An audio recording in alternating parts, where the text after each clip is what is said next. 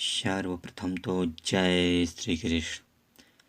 आज हम लोग यह जानेंगे कि भगवान राम ने अपने जीवन काल में या अपने जीवन में एक शूद्र का वध अपने ही हाथों से क्यों किया। क्या कारण था कि उन्होंने एक शूद्र का वध किया। लेकिन इसके लिए हम जानने के लिए यह मैं श्री वाल्मीकि द्वारा रचित रामायण उत्तर कांड का 73वां 74वां 75वां और 76वां सर्ग के माध्यम से आपको बताऊंगा। आप ध्यान से सुने और समझे कि प्रभु राम को क्या हो गया था, क्या कारण था कि एक शूद्र का वध करना पड़ा, वो भी अपने ही हाथों के द्वारा। समझिए, एक बार क्या हुआ था कि एक ब्राह्मण था, उसका बच्चा मर गया था और वो अपने बच्चे को लेकर भगवान राम के राजमहल के द्वार के सामने बैठा और रोने लगा। ये घटना तब घटती है जब भगवान राम शत्रुघ्न को मथुरा भेज देते हैं और भरत और लक्ष्मण दोनों भाइयों के साथ धर्मपूर्वक राज्य का पालन करते हुए बड़े सुख और आनंद पूर्वक व्यतीत कर रहे थे। और कुछ दिनों बाद ही ऐसा होता है कि उसी जनपद का रहने वाला एक बूढ़ा ब्राह्मण अपने मरे हुए बच्चे को लेकर उनके द्वार के सामने आता है और बड़े ही व्याकुल होकर नाना प्रकार की बातें कहता है और रोता है और बार बार बेटा बेटा कह के पुकारता है। और उसके विलाप में बड़ा ही क्रंदन था। वह कहता है कि हाय, मैंने पूर्व जन्म में ऐसा कौन सा पाप किया जिसके कारण आज हमारा इकलौता पुत्र, मेरा अकेला जो बेटा, इकलौता बेटा है, इसकी अकाल मृत्यु हो गई। वह ये भी कहता है, क्योंकि वो पिता रहता है तो रोते रोते जैसा लोग बोलते हैं वैसा वो भी बोलता है। कहता है, बेटा अभी तो तू बालक था, अभी तो तू जवान भी नहीं हो पाया था, तू तो केवल मात्र 13 वर्ष 10 महीने 20 दिन का ही था, तेरी अवस्था तो बड़ी ही कम थी, इस अकाल मृत्यु में तू कैसे चला गया। वह कहता है कि तेरे शोक में मैं और तेरी माता दोनों लोग मर जाएंगे। वह ये भी कहता है कि मुझे याद नहीं है कि मैंने झूठ अपने मुंह से कब बोला, कब मैंने कैसा पाप किया। मैं तो किसी प्राणी को किसी प्रकार का कष्ट भी नहीं दिया, दुख भी नहीं दिया। और बेटा, तू तो अपना पितृ कर्म भी नहीं किया, तू बाल्यावस्था में भी यमराज के घर चला गया। कहता है कि श्री रामचंद्र के राज्य में अकाल मृत्यु ऐसी भयंकर घटना न पहले कभी देखी गई थी और न सुनने में आई थी। निसंदेह श्री राम ही कोई महान दुष्कर्म है। राम जो भगवान हैं, इन्होंने ही कोई दुष्कर्म किया है जिसके कारण इनके राज्य में रहने वाले बालकों की मृत्यु होने लगी है। दूसरा भी राज्य है, उसमें भी बालक है, लेकिन उन सबको तो मृत्यु का भय ही नहीं है। मृत्यु के वश में पड़े हुए इस बालक को जीवित कर दो, ऐसा वो कहता है कि हे राम, आप मेरे बच्चे को जीवित कर दो, नहीं तो मैं अपनी पत्नी के साथ इसी राजद्वार के सामने प्राण त्याग दूंगा, फिर आपको ब्रह्म हत्या का पाप लगेगा। कहता है कि महाबली नरेश, हम तुम्हारे राज्य में बड़े सुख से रहे हैं, इसलिए तुम अपने भाइयों के साथ दीर्घ मतलब लंबा समय तक जीवन यापन करो, हम लोग तुम्हारे अधीन हैं। और ये बालक हमारा मर गया, जिससे हम स्वयं भी काल के अधीन हो गए, अतः तुम्हारे इस राज्य में हमें थोड़ा सा भी सुख नहीं मिला। वे कहता है, इक्ष्वाकुंसु नरेशों का यह राज्य अब अनाथ हो गया। श्री राम को स्वामी के रूप में पाकर यहाँ बालकों की मृत्यु अटल है, मतलब बालक हमेशा मरेंगे, कोई न कोई कारण तो है। राजा के दोष से जब प्रजा का विधिवत पालन नहीं होता है तब प्रजावर्ग को ऐसे पतियों का सामना करना पड़ता है। राजा के दुराचारी होने पर ही प्रजा की अकाल मृत्यु होती है। जब राजा कुछ गलत कार्य करता है तो उसके प्रजा पर भी इसका बुरा असर पड़ने लगता है। अतः जनपद में या तो जनपद के अंदर ही कोई अनुचित कार्य हो रहा है, कोई पाप कार्य हो रहा है जिसकी रक्षा की कोई व्यवस्था ही नहीं है। अनुचित कर्म को रोकने का कोई उपाय कीजिए, तभी देश की प्रजा अकाल मृत्यु के भय से बच पाएगी। नगर या राज्य में कहीं राजा ही कोई अपराध तो नहीं कर दिया, तभी तो इसी तरह बालक की मृत्यु हो रही है। इसमें कोई संशय नहीं है कि इसमें राजा का ही दोष है। मेरे बालक के मरने में राजा का ही दोष है, ऐसा वो बार बार कह रहा था।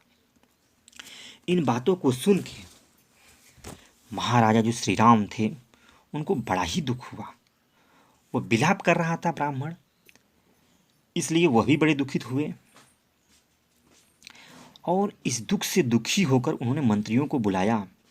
वशिष्ठ और वामदेव को भी भाइयों के साथ आमंत्रित किया। तदंतर वशिष्ठ जी के साथ 8 ब्राह्मण राज्यसभा में आते हैं।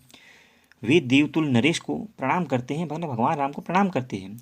और वे 8 के नाम इस प्रकार के थे: मार्कंडेय, मौदल्य, वामदेव, काश्यप, कात्यायन, जाबली, गौतम तथा नारद। ये 8 ब्राह्मण थे। इन सबको बुलाने पर उनका सेवा सत्कार करते हैं प्रभु, उन्हें आसन देते हैं और हाथ जोड़ के प्रणाम करते हैं। जब वे आसन को ग्रहण कर लेते हैं तब वे अपनी बातों को कहते हैं कि हमारे द्वार पे एक ब्राह्मण है जो रो रहा है, उसका बालक मर गया है, धरना दिए पड़ा, इसका क्या कारण है, आप लोग बताएं। और इस ब्राह्मण को दुखित देखकर मेरा ही मन बड़ा ही दुखित हो गया है। ये सब सुनते हुए नारद जी शुभ विचार करके बोले कि राजन, मैं आपको एक बात बताता हूँ। जिस कारण से बालक की मृत्यु हुई है वह कारण क्या हो सकता है, इसको आप ध्यान से सुने। कहते हैं कि बहुत जो पहले था, सतयुग में केवल ब्राह्मण ही तपस्वी हुआ करते थे महाराजा। उस समय ब्राह्मणेतर मतलब ब्राह्मण के इतर, जो ब्राह्मण के अलावा क्षत्रिय था, वैश्य, शूद्र था, ये लोग तपस्या करने के अधिकारी नहीं थे। सिर्फ ब्राह्मण ही तपस्या करता था। वह जो युग था वह तपस्या के तेज से प्रकाशित था। ब्राह्मण की ही प्रधानता थी। उस समय अज्ञान का वातावरण नहीं था, इसलिए उस युग के सभी मनुष्य अकाल मृत्यु रहित थे और त्रिकालदर्शी थे। उस समय जो आदमियों की मृत्यु अकाल नहीं हुआ करती थी। सतयुग के बाद द्वापर आया। इसमें सुदृढ़ शरीर वाले जो क्षत्रिय प्रधान हुए और वे क्षत्रिय भी उसी प्रकार तपस्या करने लगे। मैं सतयुग जब आया तो सतयुग में क्षत्रियों को भी अधिकार प्राप्त हो गया कि वह भी तपस्या कर सकते हैं। परंतु त्रेता युग में महात्म पुरुष हैं, उनकी अपेक्षा सतयुग के लोग तप और पराक्रमी दृष्टि से बढ़े चढ़े थे। इस प्रकार दोनों युगों में से पूर्व युग में जहाँ ब्राह्मण उत्कृष्ट और क्षत्रिय अपकृष्ट थे, वहाँ त्रेता युग में समान शक्तिशाली हो गए। तब मनु आदि सभी धर्मव्रत को ब्राह्मण और क्षत्रिय में एक की अपेक्षा दूसरे में कोई विशेषता या न्यूनता न देखकर सर्वलोक सम्मत चतुर्वर्ण व्यवस्था किया। 4 जो वर्ण होते हैं उनकी व्यवस्था किया। उन्होंने कहा त्रेता युग वर्ण आश्रम धर्म प्रधान है, वह धर्म के प्रकाश से प्रकाशित होता है। धर्म में बाधा जो डालता है वो पाप रहित नहीं रहेगा। इस युग में अधर्म ने भूतल पर अपना एक पैर रखा। अधर्म से युक्त होने के कारण यहाँ लोगों का तेज धीरे धीरे घटता गया। सतयुग में जीविका का जो साधन था वह भूत, कृषि आदि रजोगुण मूलक कर्म अनृत कहलाता था और मल के समान अत्यंत त्याज्य था। वह अनृत अधर्म एक पाद होकर त्रेता में इस भूतल स्थित हुआ। इस प्रकार अनृत असत्य रूपी एक पैर को भूतल पर रखकर अधर्म त्रेता में सतयुग की अपेक्षा आयु को सीमित कर दिया। मतलब लोगों की आयु क्या हुई, घटने लगी। और जब पृथ्वी पर अधर्म के इस अनृत रूपी चरण पड़ने लगे तब सत्य धर्म पारायण पुरुष उस अनृत के कुपरिणाम से बचने के लिए शुभ कर्मों का ही आचरण करने लगे। पुनः तथापि त्रेता युग में जो ब्राह्मण और क्षत्रिय हैं वे ही तपस्या करते थे। अन्य वर्ण के लोग सेवा न क्या करते थे। उन चारों वर्णों से वैश्य और शूद्र को सेवा रूपी उत्कृष्ट धर्म स्वधर्म के रूप में प्राप्त हुआ। वैश्य जो होते थे कृषि आदि और ब्राह्मण आदि की सेवा करने लगे थे जो क्षत्रिय होते थे, लेकिन जो शूद्र था वो ब्राह्मण, क्षत्रिय, वैश्य इन तीनों की सेवा विशेष रूप से आदर के साथ करता था। नृपश्रेष्ठ सुनिए, इसी बीच में जब त्रेता युग का अवसान होता है और वैश्यों तथा शूद्रों को अधर्म के एक पाद रूप अमृत की प्राप्ति होने लगती है, तब पूर्व वर्ण वाले ब्राह्मण और क्षत्रिय फिर हास्य को प्राप्त होने लगते हैं, क्योंकि उन दोनों को अंतिम दो वर्णों का संसर्गजनित दोष प्राप्त हो जाता है।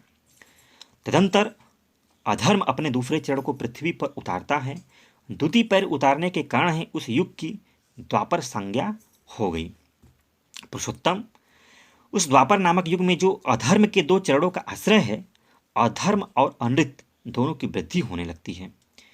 इस द्वापर युग में तपस्या कर्म वैश्यों का भी प्राप्त हो जाता है। मतलब इस जो द्वापर युग आता है, इसमें वैश्य भी तपस्या करने के योग्य हो जाते हैं। जो पहले था कि सिर्फ ब्राह्मण करते थे, फिर क्षत्रिय करते थे, लेकिन इस द्वापर युग में आने पर वैश्य को ये प्राप्त हो गया कि वे तपस्या कर सकते हैं। इन तीनों युगों में क्रमशः 3 वर्णों को तपस्या का अधिकार प्राप्त हो गया। तीनों युगों में 3 वर्णों का ही आश्रय लेकर तपस्या रूपी धर्म प्रतिष्ठित होता है, किंतु नरश्रेष्ठ शूद्र को इन तीनों ही युगों में तप रूपी धर्म का अधिकार नहीं प्राप्त हुआ। एक समय ऐसा भी आएगा जब हीन वर्ण वाला मनुष्य भी बड़ी भारी तपस्या करेगा। कलयुग आने पर भविष्य में होने वाले शूद्र योनि में उत्पन्न मनुष्य के समुदाय में तप पश्चार प्रवृत्त होंगे। मतलब जब कलयुग आएगा उस समय शूद्र भी तपस्या करेगा और अपने कार्य को तपस्या के बल पर पूर्ण करने की क्षमता उसमें आ जाएगी। ये कलयुग में हो सकता है। द्वापर में शूद्र तप में प्रवृत्त होना महान अधर्म है। उन्होंने कहा कि द्वापर में शूद्र को तपस्या करने का अधिकार नहीं है, फिर त्रेता के लिए तो कहना ही क्या। महाराज, निश्चय ही आपके राज्य की किसी सीमा पर कोई खोटी बुद्धि वाला शूद्र महान तप का आश्रय ले तपस्या कर रहा है, उसी के कारण इस बालक की मृत्यु हुई है। जो कोई भी दुर्बुद्धि मानव जिस किसी भी राजा के राज्य अथवा नगर में अधर्म या न करने योग्य काम करता है, वह उस कार्य के राज के आने से दरिद्रता का कारण बन जाता है और वह राजा शीघ्र ही नरक में पड़ता है। इसमें संशय नहीं। ऐसा कहा भी गया है कि कोई परिवार है, अगर परिवार का एक व्यक्ति भी गलत कार्य करता है तो उस परिवार में जितने लोग हैं सब उस पापी के अधिकारी बनते हैं। इसीलिए कहा गया है कि अगर राजा है तो राजा के राज्य में अगर कोई भी व्यक्ति गलत करता है तो राजा उसका दोषी माना ही जाएगा। चाहे कोई संस्था हो, चाहे कोई भी चीज़ हो, अगर एकजुट है उसमें कोई व्यक्ति गलत करता है तो पूरे परिवार को, संस्था को दोषी माना जाता है, और जो उसमें बड़ा मुखिया होता है उसको तो पहला दोषी माना जाता है। तो यहाँ राजा है, भगवान राम का राज्य है, भगवान राम के राज्य में एक ब्राह्मण बालक की मृत्यु हुई है, इसलिए वह ब्राह्मण कहता है कि राजा का ही कुकर्म है जिसके वजह से मेरे बालक की मृत्यु हो गई। लेकिन इस संशय को दूर करके, राजा जानता मैंने कुछ नहीं किया, जब संशय को दूर करने के बुलाते हैं 8वें विद्वानों को, वे अपनी बातों को रखते हैं जिससे ज्ञान होता है कि कोई तो है, और बताते हैं कि आपके नगर के किसी कोने पर, किसी भी हिस्से में कोई शूद्र है जो तप कर रहा, जिसके कारण इसकी मृत्यु हुई है। वह प्रजा के वेद अध्ययन, तप और शुभ कर्मों के पुण्य का छठा भाग प्राप्त कर लेता है। जो प्रजा के शुभ कर्मों के छठे भाग का उपभोक्ता है वह प्रजा की रक्षा कैसे नहीं करेगा। अतः आप अपने राज्य में खोज कीजिए और जहाँ कोई दुष्कर्म दिखाई दे वहाँ उसके रोकने का प्रयत्न कीजिए। धर्म की वृद्धि होगी और मनुष्यों की आयु बढ़ेगी, साथ ही इस बालक को भी नया जीवन प्राप्त हो जाएगा। नारद जी की बातों को जब सुनते हैं श्री रामचंद्र जी तो बड़े खुश हो जाते हैं और अपने भ्राता लक्ष्मण से कहते हैं कि जाओ, उत्तम व्रत का पालन करने वाले श्रेष्ठ के सांत्वना दो। मतलब जो ब्राह्मण था उसको सांत्वना दो, और उसका जो बालक जो मर गया है उस पर उत्तम गंध एवं सुगंध से युक्त तेल भरे हुए काठ के कठौती या डोंगी में डुबा कर रख दो। ऐसी व्यवस्था कर दो जिससे बालक का शरीर विकृत न हो, नष्ट न होने पाए, मतलब वो सड़े न, क्योंकि मरने के बाद शरीर सड़ने लगता है, तो उसको इस प्रकार से आप रख दीजिए कि सड़े न। यही भगवान राम कहते हैं लक्ष्मण जी से। कहते हैं शुभ कर्म करने वाले इस बालक का शरीर जिस प्रकार सुरक्षित रहे, नष्ट या खंडित न हो, वैसा प्रबंध करो। लक्ष्मण जी को ऐसा कहकर वे अपने पुष्पक विमान को मन ही मन बुलाते हैं। पुष्पक विमान उनके बुलाने से आता है और प्रणाम करता है। पुष्पक विभाग का यह मनोहर वचन सुनकर वे महाराज श्री राम महर्षियों को प्रणाम करके उस विमान पर आरूढ़ हो गए थे। वही प्रणाम करता है। जब श्री राम जी चलते हैं तो धनुष लेते हैं, बाणों से भरा हुआ 2 तरकस लेते हैं और एक चमचमाती हुई तलवार हाथ में लेकर चल देते हैं और लक्ष्मण और भरत जी को इस नगर की सुरक्षा के लिए वहीं पर रहने के लिए कहते हैं। श्री राम पहले तो इधर उधर खोजते हैं, पश्चिम दिशा की ओर गए, फिर हिमालय से घिरी हुई उत्तर दिशा की ओर भी जाते हैं। जब उन दोनों दिशाओं में कहीं थोड़ा सा भी दुष्कर्म उनको दिखाई नहीं देता है, तब वो समूची पूर्व दिशा की ओर निरीक्षण किए। पुष्पक पर बैठे हुए श्री रामचंद्र जी शुद्ध सदाचार पालन होता देखते हैं। वह दिशा भी दर्पण के समान निर्बल दिखाई दे रहा था। तब राजर्षि नंदन रघुनाथ जी दक्षिण दिशा की ओर जाते हैं। वहां शैवल पर्वत के उत्तर भाग में उन्हें एक महान सरोवर दिखाई दिया। उस सरोवर के तट पर एक तपस्वी बड़ी भारी तपस्या कर रहा था। वह नीचे को मुंह किए लटका हुआ था और रघुनंदन उसे मतलब जो भगवान राम थे उसे देख लेते हैं। वे देखकर उग्र तपस्या करते हुए तपस्वी के पास जाते हैं और बोले, उत्तम व्रत का पालन करने वाले तापस, तुम धन्य हो। तपस्या में बढ़े चढ़े सुदृढ़ पराक्रमी पुरुष, तुम किस जाति में उत्पन्न हुए हो? मैं दशरथ कुमार राम तुम्हारा परिचय जानने के लिए कौतूहल से यह बात पूछ रहा हूं। तुम किस वस्तु को पाने की इच्छा करते हो? तपस्या के द्वारा संतुष्ट हुए इष्ट देवता से वर के रूप में तुम क्या पाना चाहते हो? स्वर्ग या दूसरी कोई वस्तु? कौन सा ऐसा पदार्थ है जिसके लिए तुम ऐसी कठोर तपस्या करते हो, जो दूसरों के लिए दुष्कर है, बहुत ही कठिन है, जो दूसरे लोग इस तपस्या को नहीं कर सकते हैं? क्या कारण है तुम इतनी कठिन तपस्या कर रहे हो? तापस, जिस वस्तु के लिए तुम तपस्या में लगे हो उसे मैं सुनना चाहता हूं।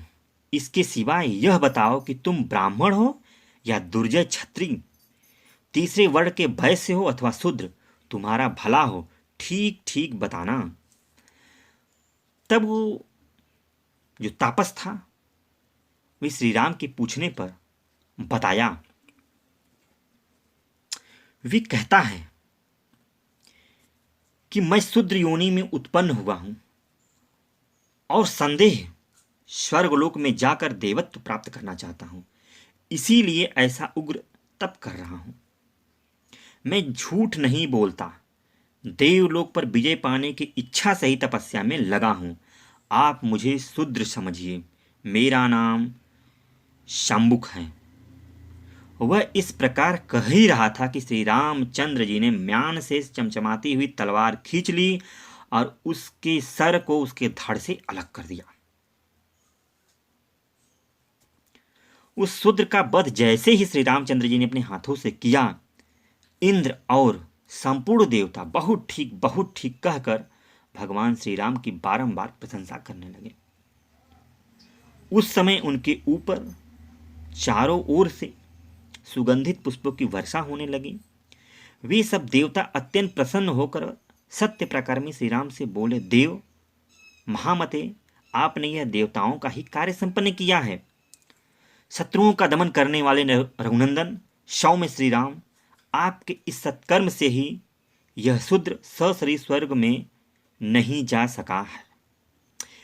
इसका मतलब यह था कि वह शरीर के साथ ही स्वर्ग में जाना चाहता था और श्री रामचंद्र जी ने ही उसके सर को उसके धड़ से अलग किया, जिससे का उसका शरीर 2 टुकड़े में हो गए और वह सशरीर स्वर्ग में न जा सका। यह सब जब श्री रामचंद्र जी करते हैं तो जीव देवता होते प्रसन्न होते हैं, कहते हैं कि अब वर मांगिए, क्या चाहते हैं? तो देवताओं का इस प्रकार से वचन सुनकर वे दोनों हाथों को जोड़ते हैं और कहते हैं, यदि देवता मुझ पर प्रसन्न हैं तो उस ब्राह्मण पुत्र को जीवित कर दीजिए। यही मेरी आपसे अभिष्ट वर है और यही वर मुझे दीजिए। मेरा ही कोई अपराध था जिसके कारण ब्राह्मण का इकलौता पुत्र असमय काल की गोद में चला गया है। मैंने ब्राह्मण के सामने प्रतिज्ञा की थी कि मैं आपके पुत्र को जीवित कर दूंगा, अतः आप लोग का कल्याण हो। आप उस ब्राह्मण बालक को जीवित कर दे, मेरी बात को झूठी न करें। श्री राम के बातों को सुनकर सब देवता प्रसन्न पूर्वक बोलते हैं कि वह बालक आज फिर से जीवित हो गया और अपने भाई बंधुओं से जा मिला है। आप जिस मुहूर्त में इस शूद्र को धराशाही किए, उसी मुहूर्त में वह बालक जी उठा। तो भगवान श्री रामचंद्र जी ने जो शूद्र की गर्दन काटे, जिसमें दिया गया कि 4 काल बने हुए थे। पहले काल में उसने बताया कि ब्राह्मण का था, दूसरे जो काल आता है उसमें दिखाया गया है कि क्षत्रिय हुआ, फिर वैश्य हुआ, और कलयुग में तो सभी को है कि सब तपस्या करके, या ब्राह्मण क्षत्रिय वैश्य कोई भी हो, सब लोग तपस्या करके या परिश्रम करके अपने बल को देवत्व के तुल्य बना सकते हैं। इसमें किसी कोई अपराधी नहीं है। उस समय भगवान राम के समय जो शूद्र कर रहा था, तो ऐसा कहा गया कि ब्राह्मण पुत्र मारा गया। यहां पर कुकर्म से बात है, हम शूद्र को न लेकर कुकर्म की बात जाने। तो अगर थोड़ी सी बातों को समझा जाए, तो अगर कोई राज्य हो, कोई संस्था हो, अगर वहां पे कोई भी गलती करता है तो पूरे संस्था का दोष लगता है। अगर परिवार में एक भी व्यक्ति गलत करता है और किसी की मृत्यु होती है, तो उसका दोषी वो परिवार माना ही जाता है। जैसे कि भगवान श्री राम के राज्य में ब्राह्मण बालक की मृत्यु हुई और वो भगवान राम का दोष दिया। फिर भगवान राम ने उसका निरीक्षण परीक्षण किया कि सच में ऐसा हुआ क्यों, मेरा दोष तो लग रहा है, ये नहीं कि उग्र होकर ब्राह्मण को मारे हो। वे राजा थे, इसलिए सोचे कि कह तो रहा होगा, इसका मतलब कहीं ना कहीं सत्य बात होगी। वे ढूंढे और मंत्रियों को बुलाए, वशिष्ठों को, जो ऋषि मुनि थे उनको बुलाएं और उनसे जाने, फिर वो खोजें।